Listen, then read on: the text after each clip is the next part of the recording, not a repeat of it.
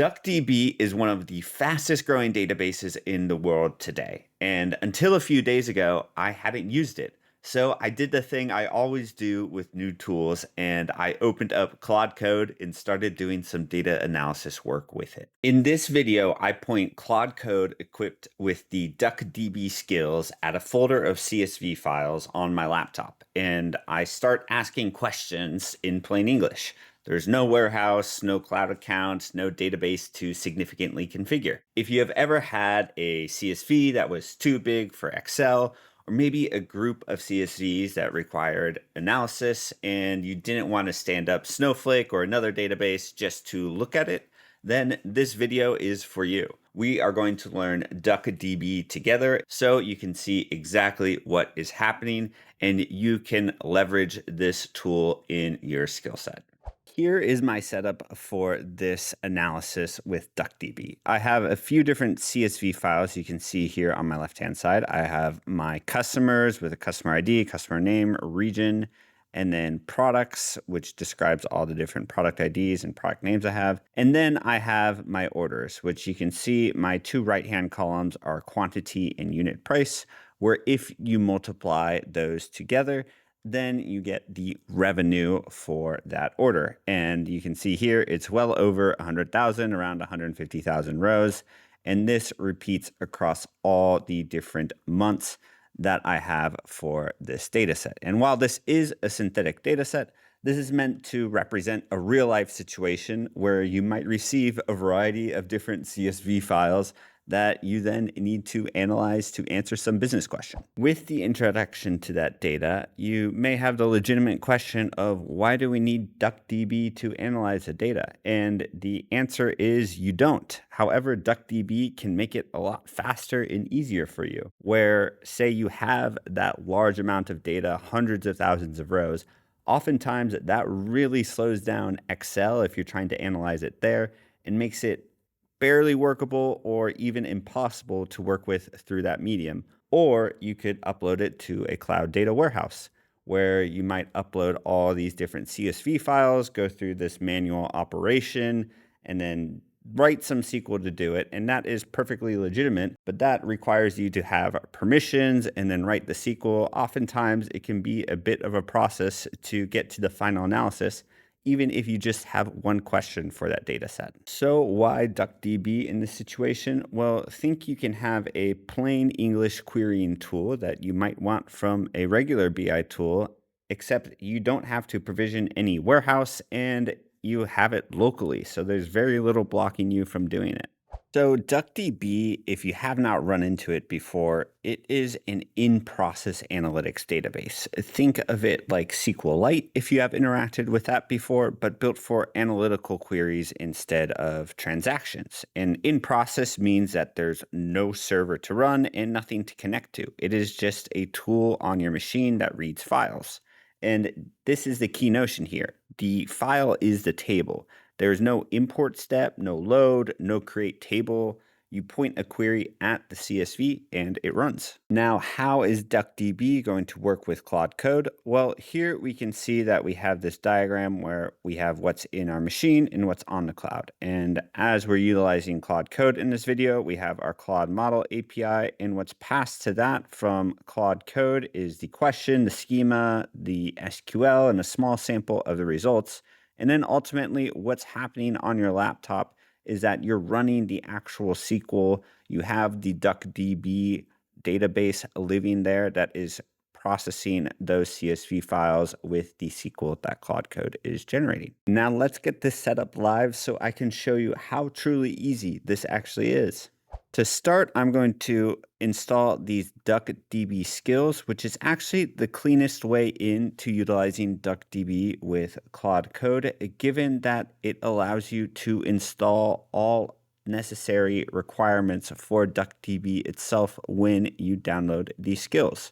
And so over here in my cursor session, I have this command queued up to run to add the DuckDB skills from the plugin marketplace. And what we'll do is we'll see that it has successfully added the marketplace DuckDB skills. And then the second command I have copied here is the install for the DuckDB skills. And then what we'll do is have it install for me, or you could also do it for the specific project if you would like, depending upon your use case. However, I'm going to install it across every single session.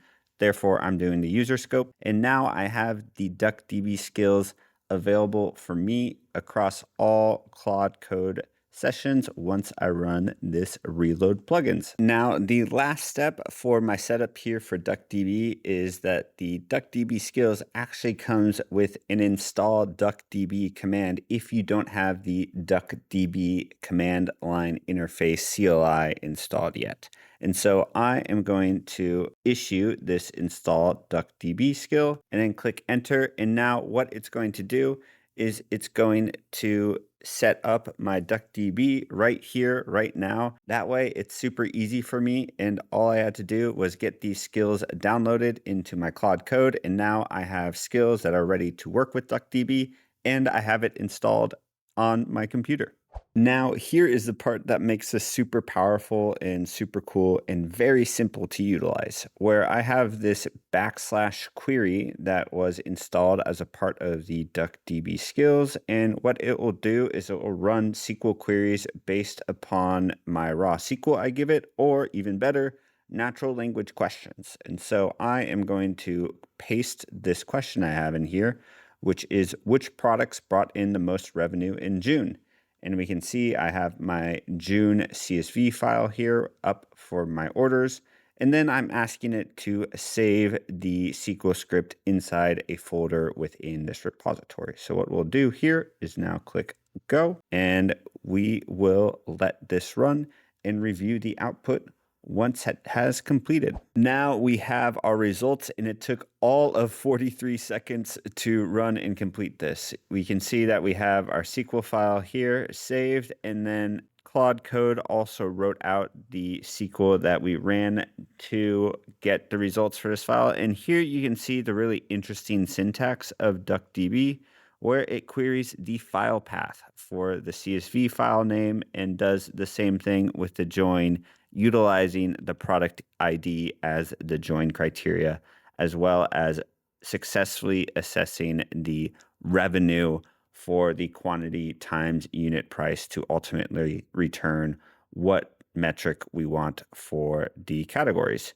And then here we can see with our top 5 board, we have the mechanical keyboard going down to denim jacket and the revenue units and category for each of those. And here I just want to take a moment and acknowledge the coolness and utility of DuckDB here, where you never had to import anything except the DuckDB CLI and get the skill set up. And now you're able to run SQL off of CSV files that live on your computer. And you can do this with plenty of other data type files that you bring onto your computer or that you store in remote locations like S3. This example is great, but it only utilizes 2 CSVs. So can we take it further? And what we see here at the bottom is asking it to extend to all 6 months. And so we will enter this and have it extend to 6 months, querying across multiple CSV files. And just think about this if you have files at scale, where you can really utilize DuckDB to powerfully query this data without going through all the steps to upload it into a cloud warehouse, and just have it iterate through these utilizing SQL and checking that SQL to make sure that it really makes sense for what it's doing. And we can see that it is running here. So we will take a pause and come back once it's finished. And right as I said, I'll pause and come back, it actually finished. And we can see here it successfully did the top products by revenue, Jan through June 2026, with the mechanical keyboard still coming in first. And we can see the SQL that it utilized here, where what it uses is a glob, which is basically a wildcard that groups files underneath a folder together. And so here we can see all of our orders have a standard naming convention. And what it does is just orders underscore and then the wildcard character, which is an asterisk, and it brings all of that in together in one table. And so now that we have this done, its last question here is it does not show month to month movement. The per month figures are flat here. And so what if we want to break this down even further and maybe even bring in our customers data as well and get the region? So I have this prompt here where I say I want revenue by region and product category for all 6 months as well.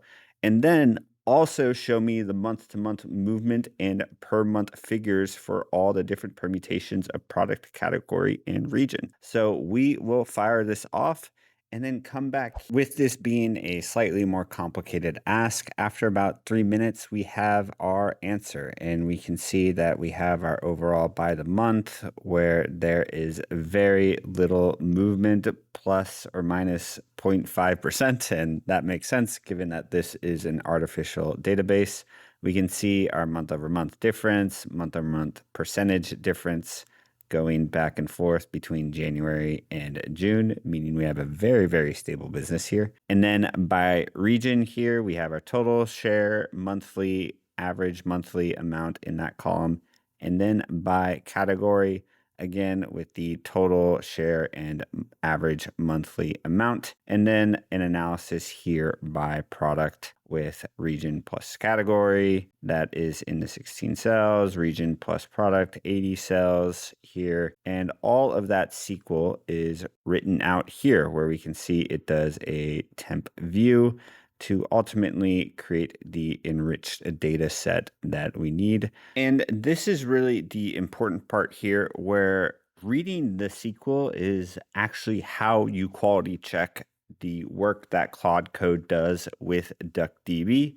And it's a really effective way to learn this permutation of SQL, where, as you can see, it is a little bit different with how it's written with the filter statements here, as opposed to maybe utilizing the traditional where statements.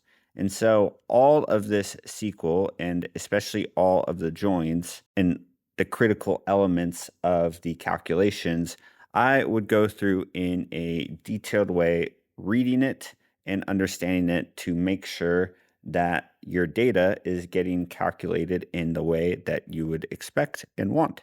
So that shows you the process from never having touched DuckDB to querying a whole folder of files in plain English while making sure I read the SQL the whole way so I actually trust the answer. All links to the repos and resources that I utilize in this video are below in the description. And if you found this video helpful, please like and subscribe. And in the future, I will be taking this same setup to the cloud with MotherDuck. So if you want to see where this goes when the data outgrows your laptop, be on the watch for that video. As always, thank you so much, and I will see you in the next one.